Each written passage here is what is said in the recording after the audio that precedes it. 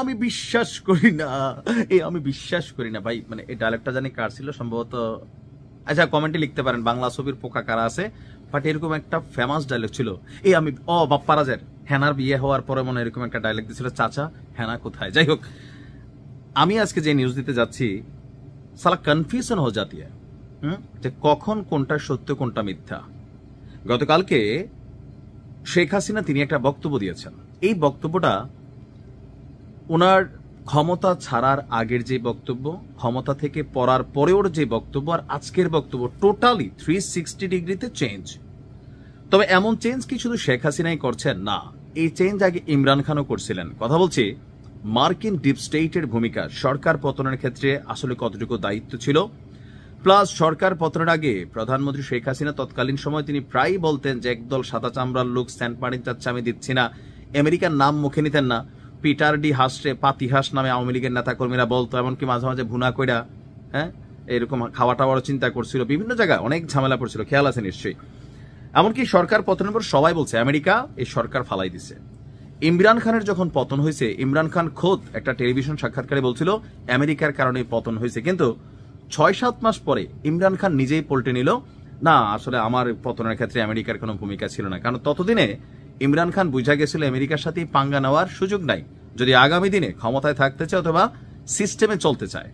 আমার মনে হয় আওয়ামী লীগের সাবেক রানিং সভানেত্রী শেখ হাসিনার এই বক্তব্যটার পিছনে যে বাংলাদেশে আমেরিকার যে রাজনৈতিক পলিসি অথবা এখানে যে সার্বভৌমত্ব ক্ষমতা তারা রাখে, সেইখানে প্রভুকে খুশি রাখতে হবে।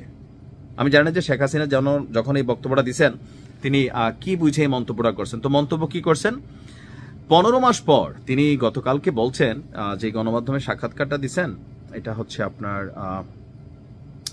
সিএনএন নিউজ, এবং এটা আপনারা জানেন যে খুবই পশ্চিমা বিশ্বে খুবই জনপ্রিয় এবং কি প্রভাবশালী একটা গণমাধ্যম। তিনি বলছেন গত বছরের জুলাইয়ে গণঅভ্যুত্থান এবং সরকারের পতনের পেছনে আমেরিকা বা কোন পশ্চিমা শক্তির সরাসরি ভূমিকা ছিল বলে তিনি মনে করেন না। What a dialogue! বাট কেন? এখানে আপনার বুঝতে হবে, থাকে না যে আস্তে আস্তে আমরা যারা রাজনীতি করি, বিভিন্ন দলের বা রাজনৈতিক দলগুলোর প্রধান আছি বা সাময়িকভাবে আছি, যে ভক্তি শ্রদ্ধা করতে হয়, আমেরিকা ভক্তি আদায় করে নেয়, বিষয়টা এরকমই মনে হচ্ছে। তো এর আগে শেখ হাসিনা এবং তাদের দলীয় নেতাকর্মীরা যুক্তরাষ্ট্রকেই মানে আমেরিকাকেই ঘটনার জন্য দোষারোপ করছিলেন। সিএনএন নিউজ 18কে দেওয়া সাক্ষাৎকার তিনি বলছেন যুক্তরাষ্ট্রের সাথে বাংলাদেশের দীর্ঘদিনের ভালো এবং স্থিতিশীল সম্পর্ক রয়েছে, তাই ওয়াশিংটন বা অন্য কোনো বিদেশি শক্তি বাংলাদেশের রাজনৈতিক বিষয়ে সরাসরি জড়িত এমন ধারণা বিশ্বাসযোগ্য নয়। তবে তিনি উল্লেখ করেন বাংলাদেশের সাবেক প্রধান অর্থনীতিবিদ ডক্টর ইউনুস পশ্চিমা বিশ্বের প্রভাবশালী ব্যক্তিদের সাথে সুসম্পর্ক তৈরি করেছেন, যা অনেকেই ভুলভাবে গণতান্ত্রিক যোগ্যতা হিসাবে দেখেছেন। যুক্তরাষ্ট্রের প্রাক্তন প্রেসিডেন্ট ডোনাল্ড ট্রাম্পের সাথে তার সম্পর্ক ভালো ছিল, আর তিনি মনে করছেন যে তিনি দেশ ত্যাগ করতে বাধ্য হন।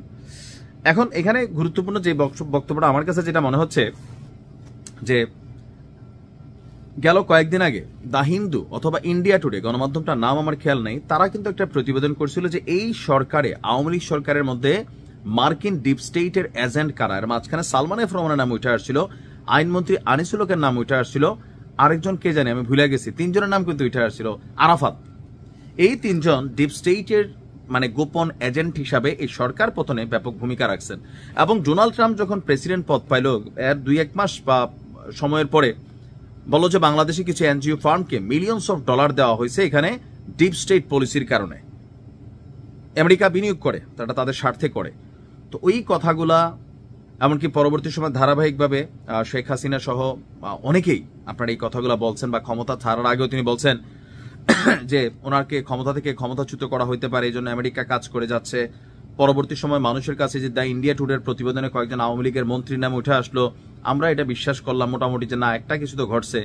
এখন শেখ হাসিনা কেন আসলে তার বক্তব্য পরিবর্তন করলেন? এটা সোজা হিসাব যে রাজনীতিতে বা কি বলা হয় যে এই শব্দটা আমি বলি পররাষ্ট্রনীতিতে, এখানে না চিরন্তন কেউ মিত্র হয় না, শত্রু হয় না। আজকের বন্ধু কালকে শত্রু হইতে পারে, বোঝেন নাই? জামাতরে আর বিএনপিরে দেখেন। এখন আওয়ামী লীগ যা করছে, জামাতের সাথে বিএনপিও তা করতেছে, আবার জামাত আওয়ামী লীগের সাথে যা করতেছে, জামাত আবার ঠিক এখন বিএনপির সাথে তাই করতেছে। আওয়ামী লীগ কিন্তু মাঠে নাই, মানে সরাসরি তো নাই। তো সেই জায়গা থেকে রাজনীতিতে কেউ কারো বন্ধু না, আবার কেউ কারো শত্রু না। সময়ের প্রয়োজনে, ক্ষমতার প্রয়োজনে, ঐক্যের প্রয়োজনে যে কোনো দল শত্রু মিত্রতে পরিণত হইতে পারে, মিত্র শত্রুতে পরিণত হইতে পারে।